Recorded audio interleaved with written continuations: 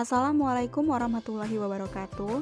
Saya Yuli Ayu Lestari, NPM 1813053097. Pada kesempatan ini, saya akan menyajikan sebuah video untuk memenuhi mata kuliah Sosiologi Pendidikan tentang penyebab rendahnya kualitas pendidikan di Indonesia. Contoh penyebab rendahnya kualitas pendidikan di Indonesia. Yang pertama, efektivitas pendidikan di Indonesia. Efektivitas pendidikan di Indonesia sangat rendah. Setelah praktisi pendidikan melakukan penelitian dan survei ke lapangan, salah satu penyebabnya adalah tidak adanya tujuan pendidikan yang jelas sebelum kegiatan pembelajaran dilaksanakan.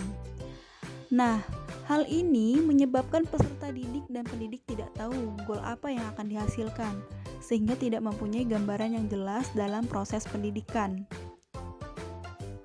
Contohnya, dalam pendidikan di sekolah menengah, misalnya, seseorang yang mempunyai kelebihan di bidang sosial dan dipaksa mengikuti program studi IPA akan menghasilkan efektivitas pengajaran yang lebih rendah jika dibandingkan peserta didik yang mengikuti program studi yang sesuai dengan bakat dan minatnya.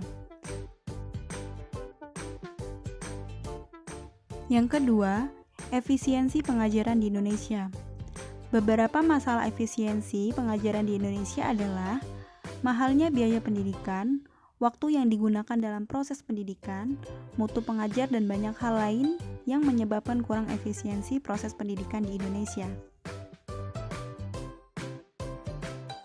Yang ketiga, standarisasi pendidikan di Indonesia. Peserta didik Indonesia terkadang hanya memikirkan bagaimana agar mencapai standar pendidikan saja, bukan bagaimana agar pendidikan yang diambil itu efektif dan dapat digunakan. Tidak peduli bagaimana cara agar memperoleh hasil atau lebih spesifikasinya nilai yang diperoleh.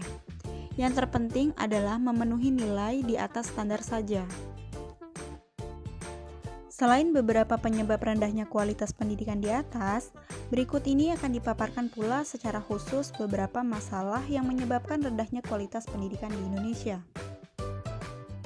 Yang pertama yaitu rendahnya kualitas sarana fisik. Yang kedua, rendahnya kualitas guru.